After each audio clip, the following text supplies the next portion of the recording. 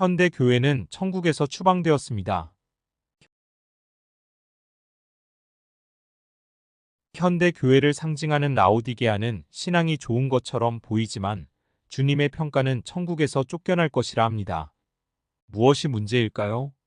가장 큰 장애 요소는 그들이 부자인 이유가 큽니다.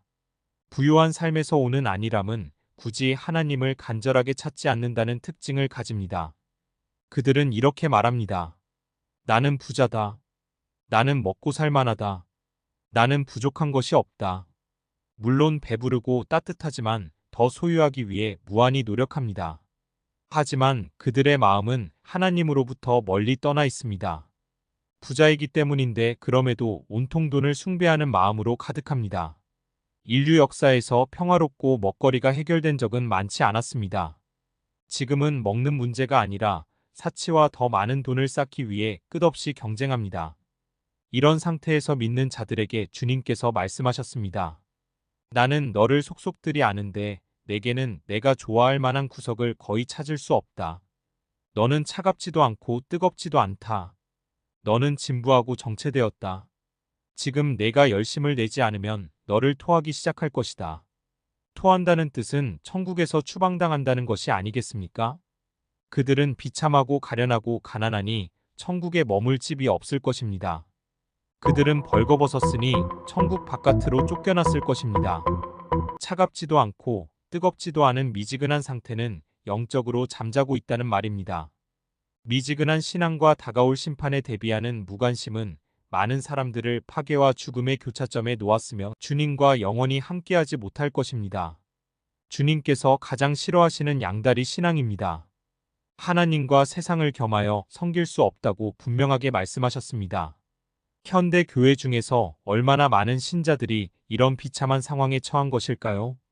그럼에도 주님은 그들을 사랑하는 자라 부르시며 문 밖에서 두드리고 계십니다.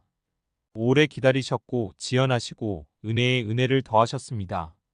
주님은 현대 신앙의 세 가지의 잘못된 원인과 처방을 하셨습니다. 첫째는 나에게서 불로 연단된 금을 사라고 합니다. 그들이 미지근한 이유는 연단이 없기 때문입니다.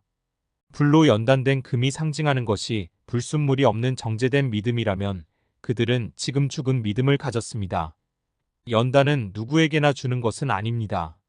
하나님의 뜻과 말씀대로 살겠다는 결단하고 힘쓰는 사람에게 주십니다. 받을 준비가 된 사람에게 주십니다. 연단이 없으면 천국도 없고 상급도 없고 승진도 없습니다. 세상의 방식과 죄악을 떠나기 위해 분투하고 거룩하고 경건한 삶을 살기 위해 몸부림치는 것입니다. 내게서 사라는 것은 주님을 선택하라는 것, 두 마음에서 하나만 선택하는 뜻입니다.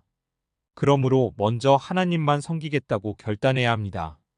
주님만 갈망하기로 결심해야 하고 그렇게 매일 살아야 합니다. 이것이 문 밖에 계신 주님께 문을 열어드리는 것으로 인정되는 행위입니다. 둘째는 흰옷을 사서 벌거벗은 수치를 보이지 않게 하라 합니다. 그들의 현재 상태는 벌거벗었습니다. 벌거벗은 것은 옷이 더러워진 것보다 더 나쁜 상태로 구원받지 못한다는 것입니다. 옷에는 구원의 옷과 옳은 행실의 옷이 있는데 구원의 옷도 없으니 그들의 이름이 생명책에서 지워졌습니다. 구원의 옷은 은혜로 주어지는 것인데 너무 더러워져서 벗은 상태가 되었습니다. 배교가 꼭 종교를 버린 것이 아니라 합당한 상태에 미치지 못한 것입니다. 이 경우 오히려 진리의 도가 비방받게 만드는 역할을 합니다. 아마 그들은 오랫동안 진리의 말씀이 억제되며 미지근한 상태로 살았던 것 같고 한번 고정된 신앙은 나이가 들어도 고치기가 어렵습니다. 누가 이런 신자로 양육한 것일까요? 벌거벗은 그들은 옷을 사야 합니다. 그들의 행위는 온전하거나 합당하지 않습니다. 더러운 행실을 어린 양의 피로 씻어내고 세상의 정욕을 떠나 순결한 열매를 맺어야 합니다. 성령 안에서 매일 기도하거나 성령 안에서 주님을 간절히 찾는 사람이 얼마나 있을까요? 셋째는 안약을 사서 눈에 발라보게 해야 합니다. 계속해서 사야 한다는 것은 세 요소의 원천이 예수 그리스도와 그의 말씀이라는 것을 강조하신 것입니다. 공통적으로 기도 생활과 말씀에 순종하여서 세 가지를 살 수 있습니다. 안약은 무엇을 상징하는 것일까요? 안약은 보게 하는 기능이고 반대로 볼 수 없는 상태는 소경입니다.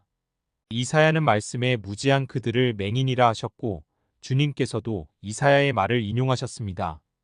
이스라엘의 파수꾼들은 맹인이요 다 무지하며 벙어리 개들이라 짖지 못하며 다 꿈꾸는 자들이요 누워있는 자들이요 잠자기를 좋아하는 자들이니 이사야의 예언이 그들에게 이루어졌으니 일렀으되 너희는 듣기도 들어도 깨닫지 못할 것이요 보기는 보아도 알지 못하리라. 그러나 보는 자들이 있고 귀가 열린 자들도 있습니다. 그러나 너희 눈은 봄으로 너희 귀는 들음으로 복이 있도다. 누가 이런 자들입니까? 주님의 말씀을 듣고 읽고 깨닫고 행하는 자들입니다. 그런즉 씨 뿌리는 비유를 들으라. 아무나 천국 말씀을 듣고 깨닫지 못할 때에는 악한 자가 와서 그 마음에 뿌려진 것을 빼앗나니 이는 곧 길가에 뿌려진 자요. 노아의 때를 살아가는 우리는 정말 그 어느 때보다 최선을 다해 살아야 합니다. 부르심에 합당하게 살면 넘어지지 않을 것입니다. 그러나 많은 사람들이 스스로 신앙생활에 만족하지만 주님께서는 불합격 처리하셨습니다. 자신이 살 집을 모래 위에 지은 어리석은 건축가들입니다. 지혜로운 건축가들이 되어 천국의 영구적인 저택을 짓도록 합시다. 아멘.